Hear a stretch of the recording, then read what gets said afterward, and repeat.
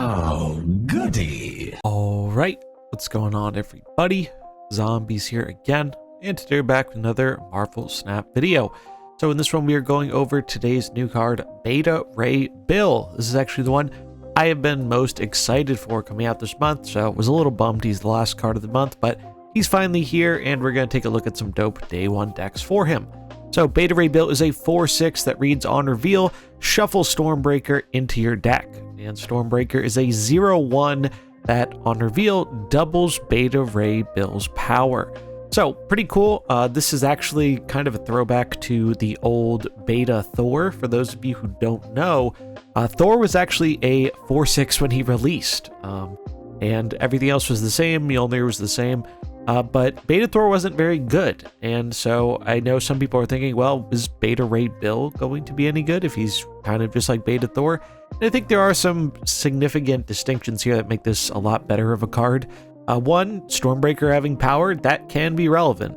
People often misevaluate how much of a difference a free 1 power can be, whether that's a card getting nerfed or buffed by 1 power, or in this case, just by having a 0-cost card that is putting 1 power on the board, while also doing something else impactful. The other big thing here is the fact that if you are doubling up on your Stormbreaker procs, that's going to be really, really powerful, because unlike with Mjolnir, where you're just getting another +6, the first Stormbringer will give +6 if Bill doesn't have any other buffs, and the second proc will give +12, and so on and so forth. So the ceiling for the amount of power this can provide is a lot higher. It also has better synergy with cards and locations that are giving additional power to Bill, as any of those will also boost the value you're getting out of your Stormbreaker. The other thing that I think is being a little bit overlooked here too is redundancy. Redundancy is really powerful in card games. When you have an effect like, let's say, Jane Foster, who's going to be drawing your 0-cost stuff from the deck, having another card that shuffles an impactful 0-cost card into your deck that you want to get a hold of, that redundancy makes Jane Foster a lot better of a card, as she's no longer super reliant on you just having Thor.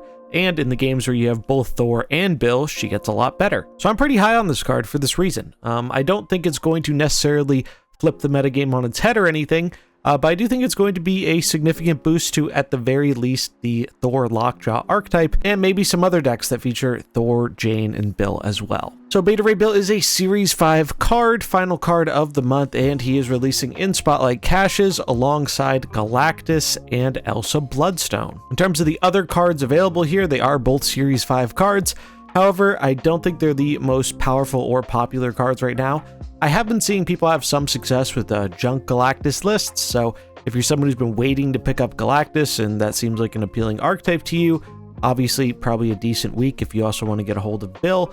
And Elsa's just really bad right now. I really am sad to say it, but Elsa really just does not seem to be making the cut in the vast majority of decks. Even those that in theory would want to include her just aren't right now.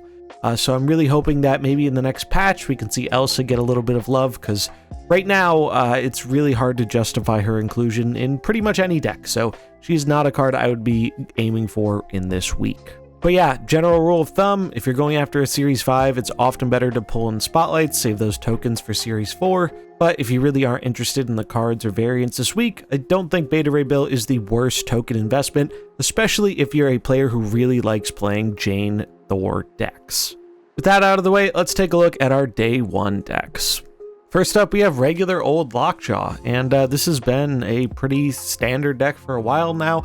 We're using Lockjaw to cheat out powerful late game threats like Dr. Doom, Odin, Magneto, and the Infinite, or even Vision.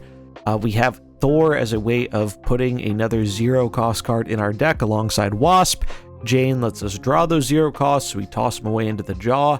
Cam provides us a little bit of interaction and more jaw food.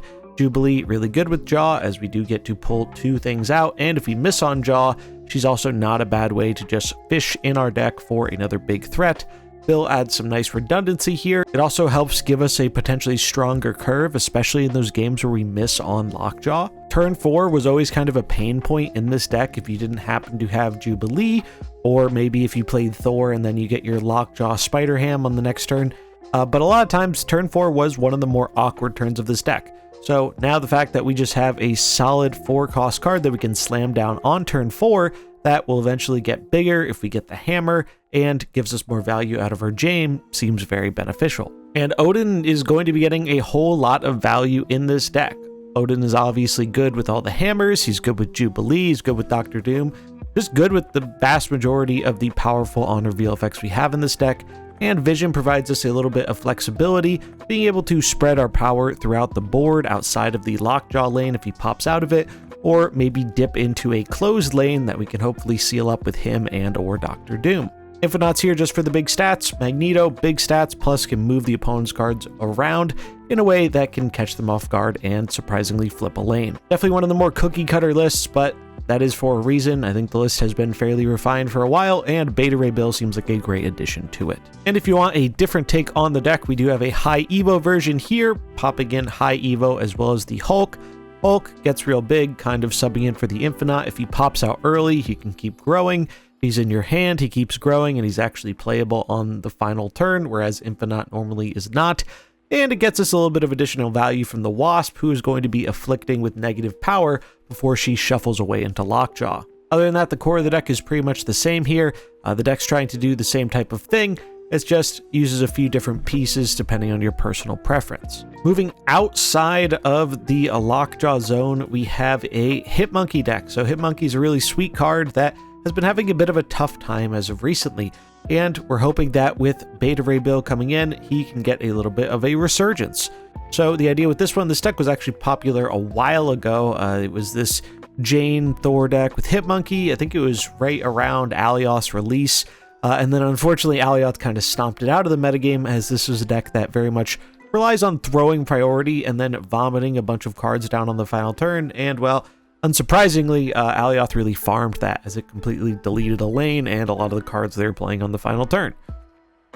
But with that card not being nearly as popular as it once was, and with the addition of Beta Ray Bill providing some needed redundancy here, I think there's a chance for this deck to actually shine now. We're using the Bounce early game shell, so a lot of high value cheap cards and things like Forge, Spider-Ham, Iceman, and Nico. Ham and Iceman are really good for interacting with the opponent's ability to play their cards effectively. Forge really good with being bounced up by Beast, as are most of our other 1-drops, and also nice with Beta Ray Bill if we happen to play Forge on turn 3, or maybe we're playing him on turn 4 alongside Bill because we have him reduced with Beast.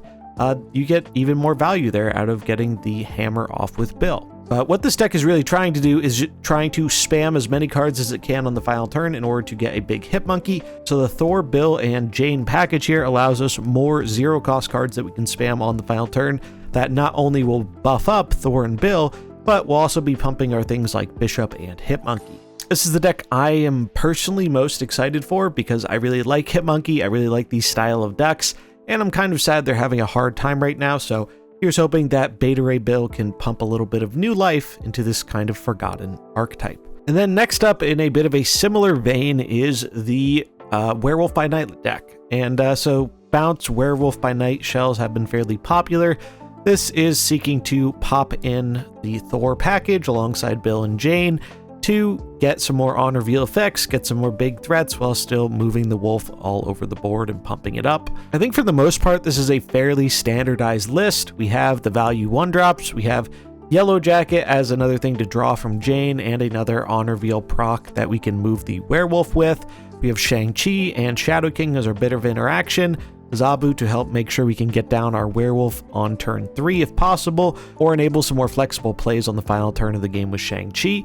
Shadow King I think is the flex spot here. I'm not sure if it's correct or not. There are a lot of cards you could consider in that spot. You could do another 1-drop like Spider-Ham. You could do another bounce card to synergize with Beast and the 1-drops like Falcon. Really, I think there are a ton of different options you can explore here. I went with Shadow King because I like how powerful it is in the Destroy matchup. I find in that matchup, it is often kind of hard to go over the top if they have a relatively decent draw or good locations.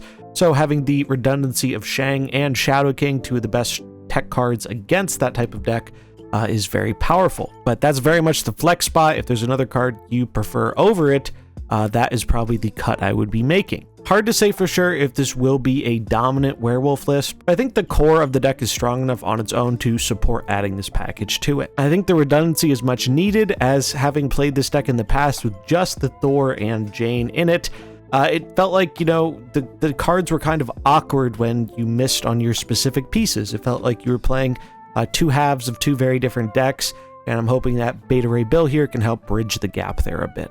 And then last but not least, we have a relatively simplistic On Reveal deck, but I was trying out a bit of On Reveal shenanigans in the wake of Grandmaster coming out last week, and I was kind of pleasantly surprised with how they went. It really wasn't as bad as I thought it would be, and obviously Thor and Bill have a very good synergy with the On Reveal stuff, be it Wong or Odin. For our early game, we have Iceman and Echo. Echo is a big one here in protecting our Wong to make sure we don't run into any pesky Cosmos, and Iceman to hopefully delay what the opponent is trying to play out in the early turns of the game. The other important thing here is these give us early bodies that we can buff with Ironheart. I think Ironheart is a fairly decent card, but one of the things she struggles with the most is not having enough things out early to play her in the earlier turns that actually get value from her. A lot of the time you're getting value from her, it's just from that late game Odin proc, or maybe in a negative deck where you don't have to worry about her cost. But in this style of deck, we want to be able to have a fairly solid amount of early game plays to hopefully get that Ironheart value. We have Zabu, who's going to be reducing the cost of our Wong, our Bill, and our Iron Lad, and Ravonna, who's going to be reducing our Ironheart and White Tiger. The Thor package has nice synergy here, as being able to double up on our hammers is very, very strong, and we have two ways to do that with Wong and Odin, and if we get them together, it gets really insane really quickly.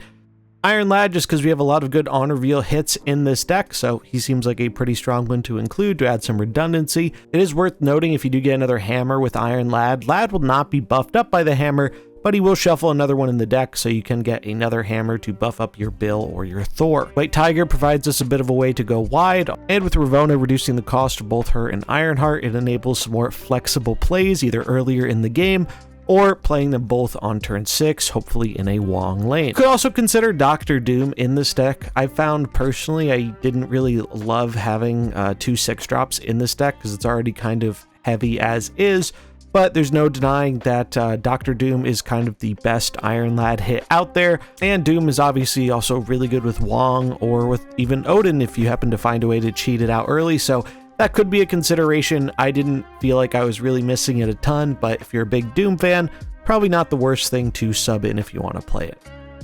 And there we have it. That is going to wrap it up for our day 1 Beta Ray Bill decks. Let me know what you think of this card in the comments below. Are you picking it up? Are you passing on it? Do you have any neat ideas for it that you haven't seen here? I'd love to hear it. And as always, links will be in the description if you want to grab any of these decks to import in game yourself. That's going to wrap it up for this one. I hope you enjoyed it. If you did, remember to like and subscribe, and I'll catch you in the next one. Peace.